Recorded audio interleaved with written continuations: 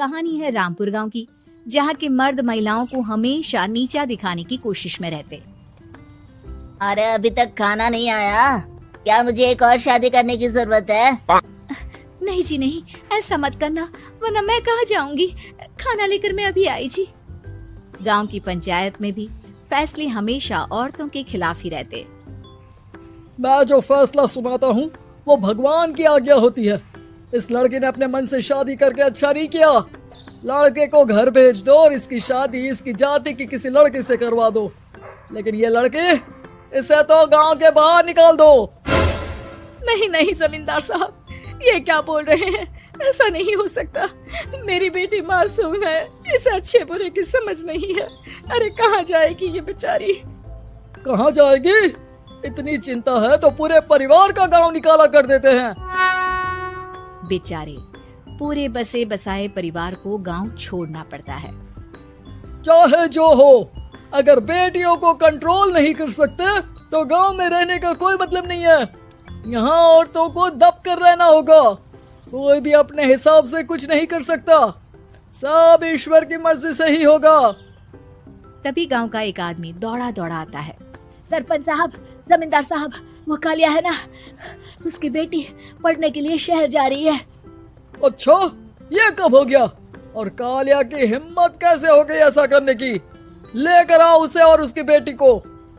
बस फिर क्या था, हाजिर हो जाते हैं कालिया और उसकी बेटी सरपंच के सामने। और कालिया, ये क्या सुनने में आ रहा है? बेटी को इंजीनियर बना रहा है तू?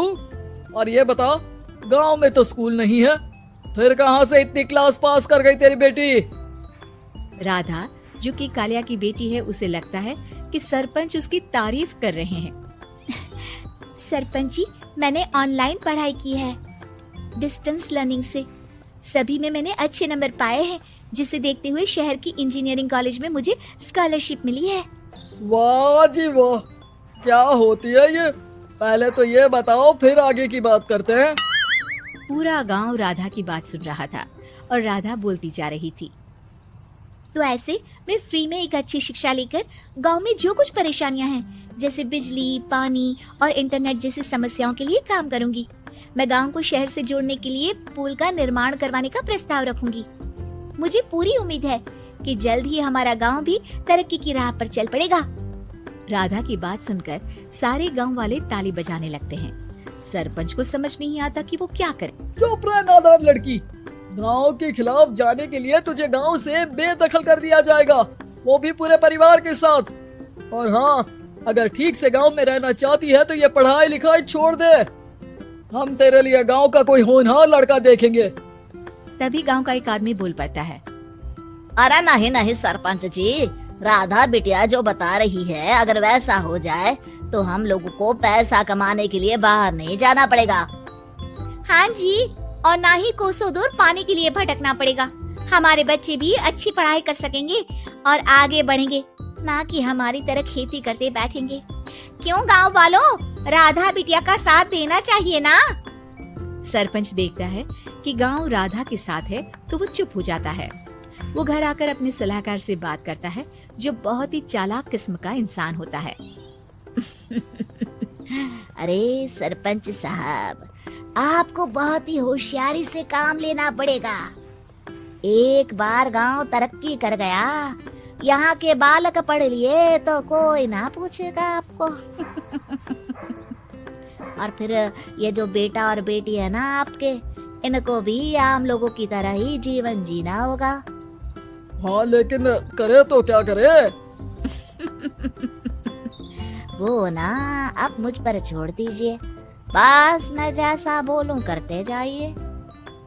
अगले रोज सुबह जब गांव वाले सोकर उठते हैं तो राधा के घर के बाहर और साथ ही वो लोग जिन्होंने राधा का सपोर्ट किया था, उनके घर के आगे लाल रंग से कल आऊंगी लिखा होता है। कल आऊंगी? ये क्या होता है?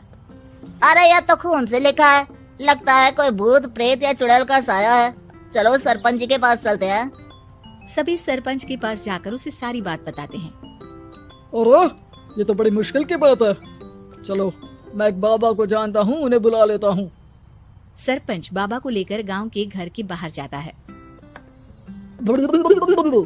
ओहो, तो ये वो चुड़ैल है जो उन लोगों को निशाना बनाते हैं जो गांव को बदलने का सपना देखते हैं। वो गांव को ऐसे ही संपन्न देखना चाहती है, वो नहीं चाहती कि कोई बाहरी यहाँ का कायाकल्प करे। क्या तुम लोगों में से किसी ने गांव को बदलने की सोच रखी है? तभी राधा की माँ रोते रोते आती है। मेरी राधा घर से गायब हो गई है। अरे कोई तो बचाओ, मेरी बच्ची कहाँ गई?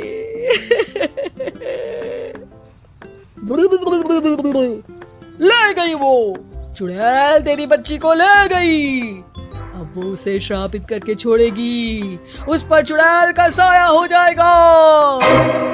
तभी बुरी सी हालत में राधा भी वहाँ आ जाती है।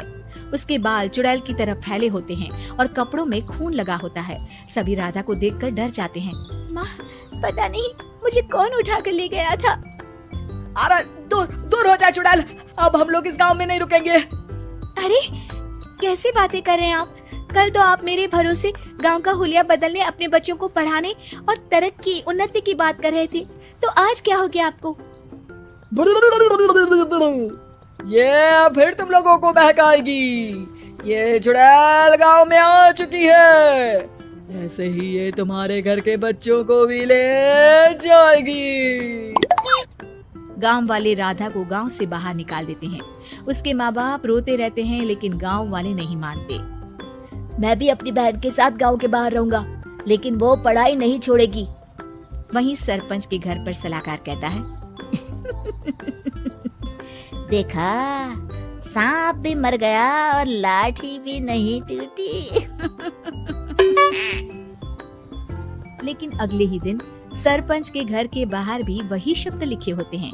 और फिर सरपंच की बीवी कहती है, हमारी बेटी को किसी ने अगवा कर लिया है। तभी राधा का भाई वहाँ आ जाता है। अरे गांव वालों, मैंने सरपंच जी की बेटी को देखा था। वो चुड़ैल उसे उठाकर ले जा रही थी। अरे क्या मजाक कर रहे हो?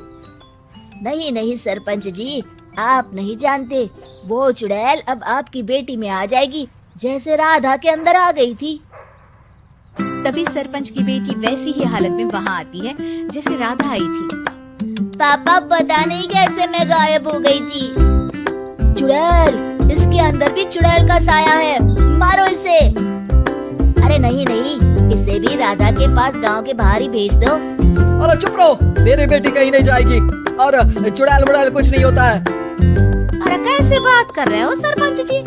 आप तो बोल रहे थे कि आपका फैसला भगवान का ज्ञान होता है, तो अपने पर बात आई तो अब आप ऐसे बोल रहे हैं। अरे ना ना ना, आपको अपनी बेटी को त्यागना ही होगा। अरे बुलाओ बाबा को। राधा का भाई बाबा को ले आता है, जिसे अब गांव वालों के डर के कारण सच बोलना पड़ता है। मैं कोई बाबा नहीं हूँ, मैं तो मोची था। ये सलाहकार महोदय ने मुझे कहा था एक्टिंग करने को। मुझे पैसे देने वाले हैं। अब मुझे माफ कर दो। गलती हो गई, मुझे माफ कर दो। तभी वहाँ राधा आ जाती है। देखा सरपंच जी, जब गांव के बच्चे साक्षर होंगे तो आप जैसे लोगों की चालाकी नहीं चलेगी।